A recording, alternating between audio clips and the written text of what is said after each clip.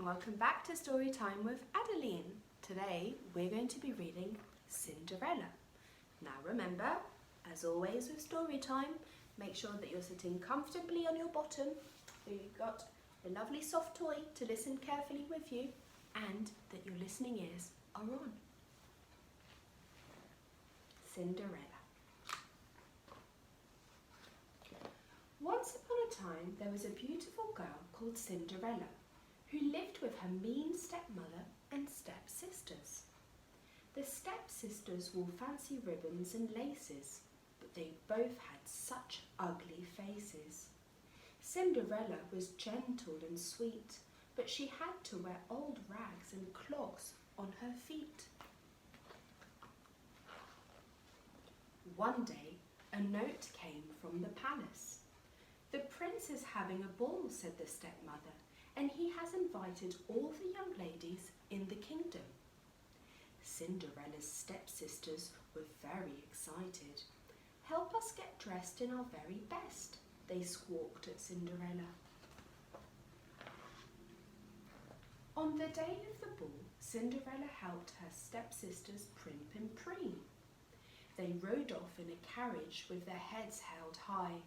Cinderella watched and waved, then sat down to cry. "How I wish I could go to the ball," Cinderella wept. Suddenly, with a flash of light and a whish of air, a kind old lady was standing there. "Who are you?" Cinderella cried. "I'm your fairy godmother," the woman replied. "You shall go to the ball." Then, with some flicks of her wand and a few magic words, the most amazing thing occurred. The fairy godmother turned a pumpkin into a coach, 6 mice into 6 fine horses, and a rat into a handsome carriage driver. 6 lizards became 6 footmen in green coats. "Now for the best part," said the fairy godmother, flicking her wand up and down. Cinderella's rags became a beautiful gown.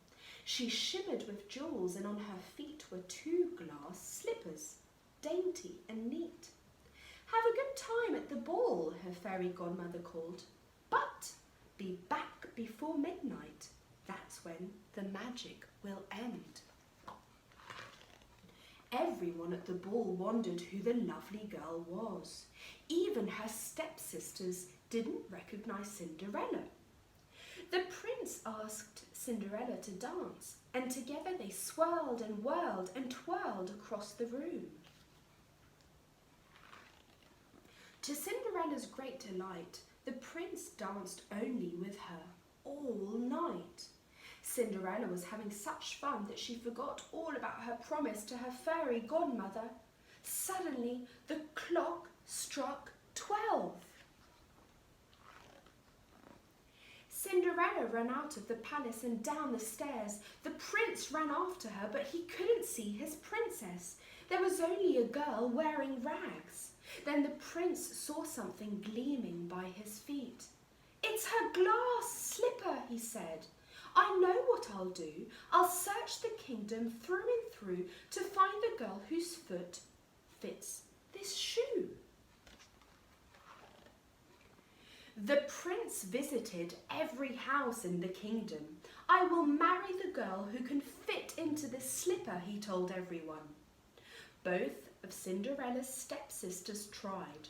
The first one's feet were much too wide. She wouldn't be the prince's bride.